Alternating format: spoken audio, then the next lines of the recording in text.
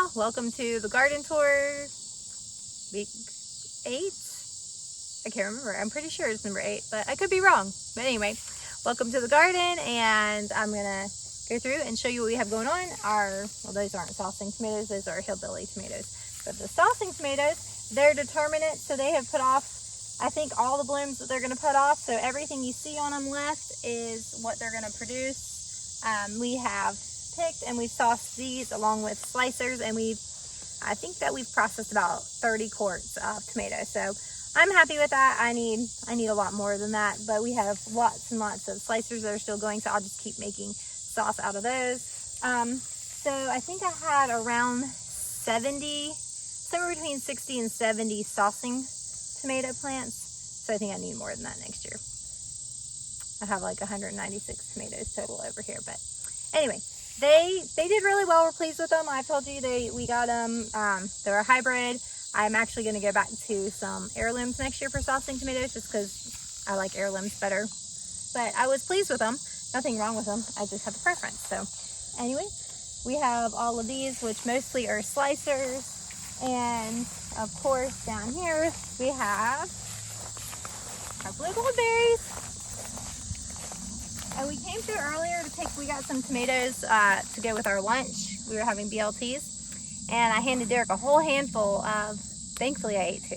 Handed him a whole handful of blue goldberries, and he was like not even paying attention, and all of a sudden he was like, oh, I just ate all of your blue goldberries. I was like, what kind of husband are you?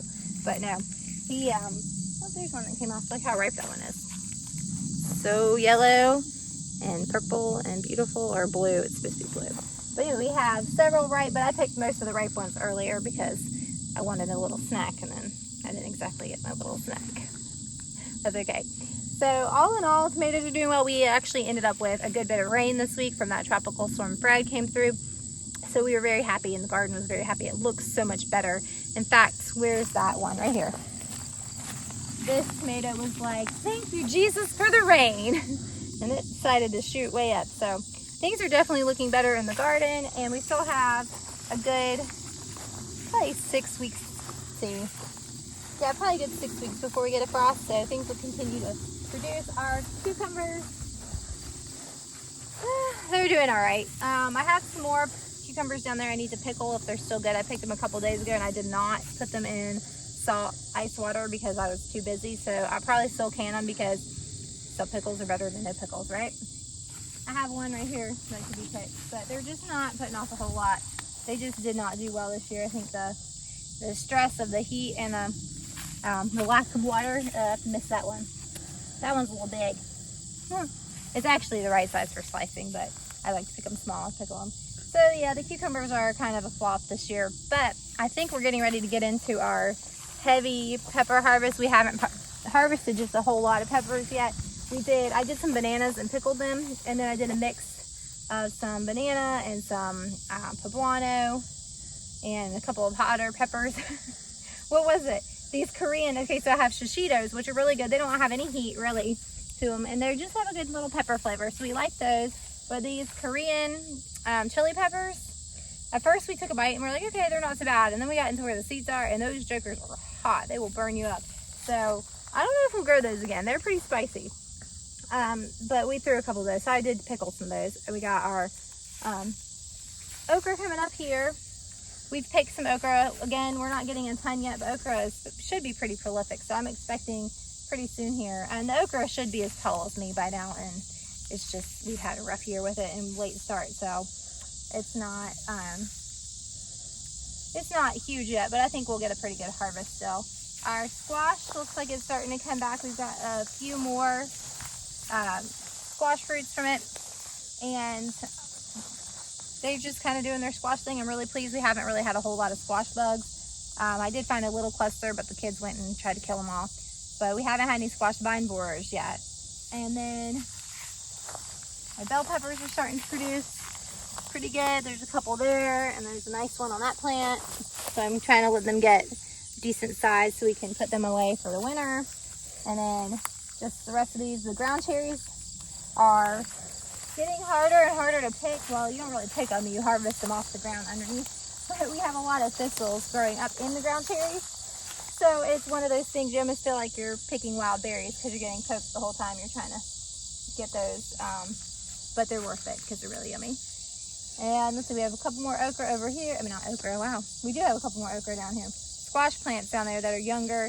This one's coming up. So hopefully we'll continually have squash through the next 6 weeks. We haven't had a huge amount, but that's okay because a lot of times you get so much squash in the beginning of the season that you're like over it and tired of it. But the jalapenos that we have planted are super hot, hotter than what we really prefer, but we have those. It looks like our potato vines are starting to, or potato plants are starting to die out again. I had said over and over, I'm not sure if it's because of the lack of rain or in the heat or if they're just doing their potato thing. Hopefully they're doing their potato thing and they produce lots of potatoes for us. We got a huge picking of green beans. If you saw that video where we harvested last week, we had probably around 50 pounds. We didn't weigh it, but it was 54 quarts of green beans that we processed and canned. So we're really happy with that. We had some left over from last year. We canned a lot and we expected to use more and we didn't eat as many green beans this winter. So I think that with the next, we'll get another picking or two off of this. And I would expect with the next 2 pickings, we'll get about that same amount. We'll end up with around 100 jars with what we have left. So if we go through everything we have next year, we'll probably need to plant either a additional row or a fourth, either double it. Do half again as many or double it. We're not sure. We'll have to kind of play it by ear and see.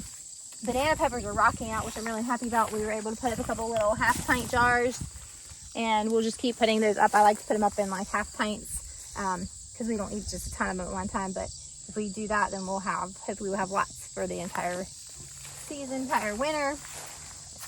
But we have a lot. Then these are more of those super spicy hot jalapenos that we're not in love with. They're still good. You just don't want to eat a whole lot of them. The corn is starting to tassels. It's getting bigger. It's still not huge. Like last week we saw the corn in the other garden was as tall as me or taller. So this is still not huge, but it's getting there. Starting to get tassels. So there's something down here that I'm super excited about. I think I told you last week I wasn't exactly sure what it was, but now it's obvious what it is. This is a Big Mac's pumpkin, and it's just small, so I don't know how big it'll get. They can get up to like 500 pounds, but obviously that would be like in ideal soil and somebody who's, singing lullabies to it all the time, and I'm not doing that, but I expect it to get pretty big. And I just like to grow big pumpkins. I don't have any specific reason. I just think they're cool.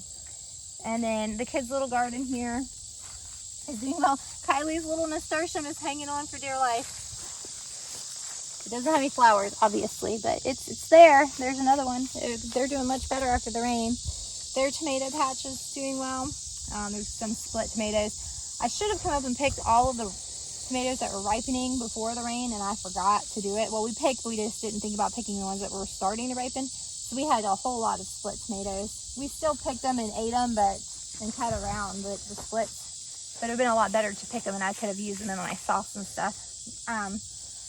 Over here we have some some cantaloupe. We have another little sugar pie pumpkin. And woo! We have some crucials. There's a couple there, and there's one that's getting really big there. So we'll have several. There's another little pumpkin over here. There's pumpkins everywhere. I feel like I'm in a pumpkin patch. It's my personal little pumpkin patch, and I like it. Let's see. This is my loofah gourd vine. But I'm not seeing any loofahs. I'm sure they're in here somewhere, but I'm not seeing any just yet. But I'm sure there are. We have 2 acorn squash here, and these are really for Kylie. We all love them, but she especially loves them. So I plant them specifically for her with hopes that we're getting a whole bunch for everybody. And I just have not had really good luck with acorn squash. I usually get like 1 plant with 2, and then Kylie gets them. So next year is going to be my year. I actually am getting seeds for different winter squashes to try. Some cupboard squash and buttercup squash. I don't know. There's several different ones that I'm going to try. Delicata squash we've never tried, but some stuff that stores well. So that's the goal, is to try different squashes to see what we like and what we can grow that we can eat all winter that stores well without having to process it. So that's kind of exciting. And then I got to get through this jungle. Oh, whoa. Look at this candy roaster. These things are huge. Oh, there's a squash bug. Ugh. Eee. But these things are really cool. I have several in here, and I'm pretty sure we're gonna like them. Let me go across here. And there's that, and I don't know what that is.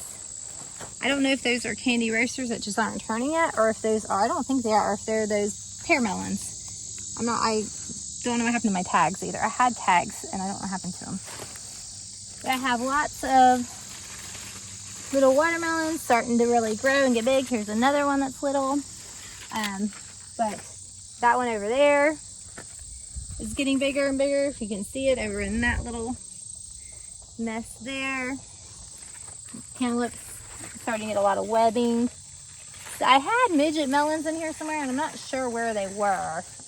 They should be close to ready if I have some of those. I'm not really, like I said, I don't know where everything. I planted everything, but I labeled them. I mean, I put markers in them, but I didn't write on my paper what melons were what, and next year I'm going to remember to do that. And I have a little sugar baby watermelon. I'm just waiting for this thing to get ripe, but it's not ready yet. This little tendril though is dried up, so if you see the little tendril, can you see that? I don't know if you guys can see. It has dried up, so this is going to be ready soon.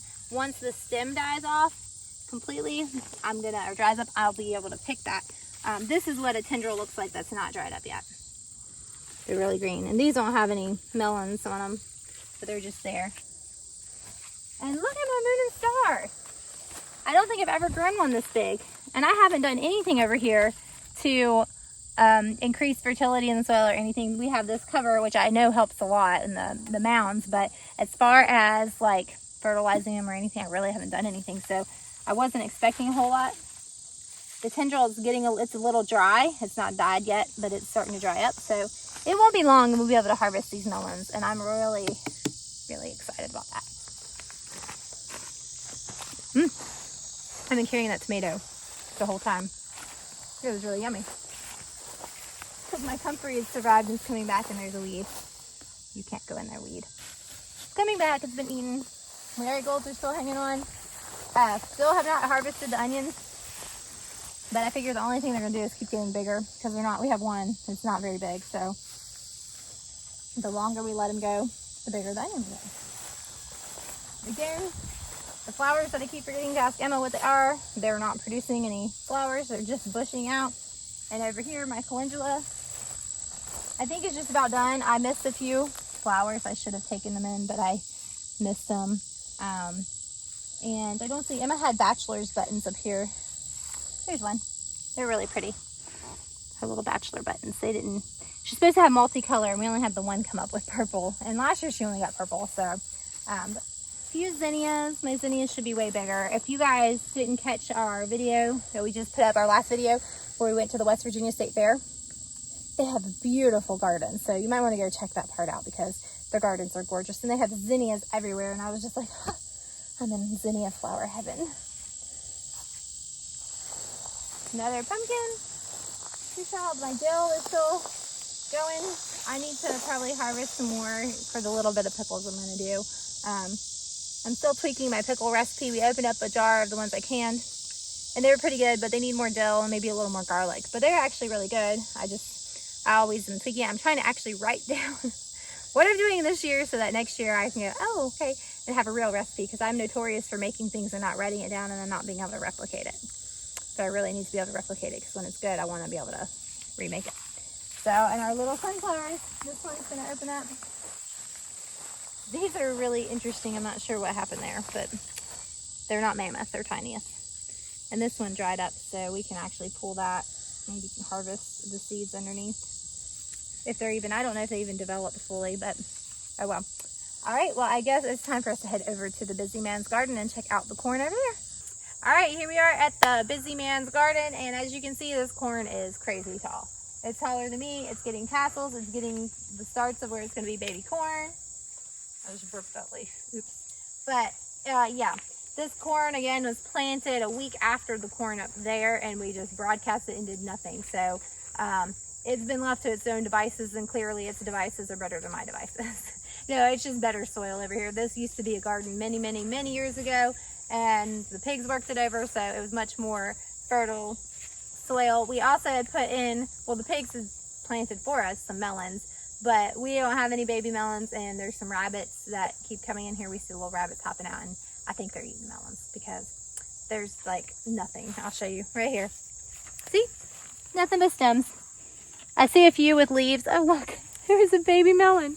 How sad. Maybe it'll grow. So I take that back. There was a baby melon, but I haven't really seen baby melons on any of the other ones, and they all pretty much look like that or have a couple of leaves. So I'm not going to hold out much hope for getting any kind of harvest out of those. But again, those were something that the pigs planted for us. We weren't even planning on having, and it was also from store-bought melons, so who knows what they were going to even produce anyways. We did put a few pumpkins and things over there, but I think they're pretty much the same scenario as these, so I don't think we'll get anything. But I do believe we are going to get quite the corn harvest out of this, so hopefully we'll get plenty enough for the winter to get us through, and I was hoping to save seed off of these as well, plus what we have over in the other garden. So I think that all in all, this corn is doing amazing. It's doing way better than the other corn, and that concludes the garden tour. Thank you for joining me. I hope you enjoyed it. If you're not already subscribed to the channel, there's a gnat flying in my nose. Please go ahead and subscribe and hit the notification bell so you can be notified every time we upload a video. If you give us a thumbs up, YouTube will know that you're enjoying what you're watching. Please comment below. Let me know what you think of my gardens and what you have growing, if you have anything growing. And I guess I'll catch you guys next time.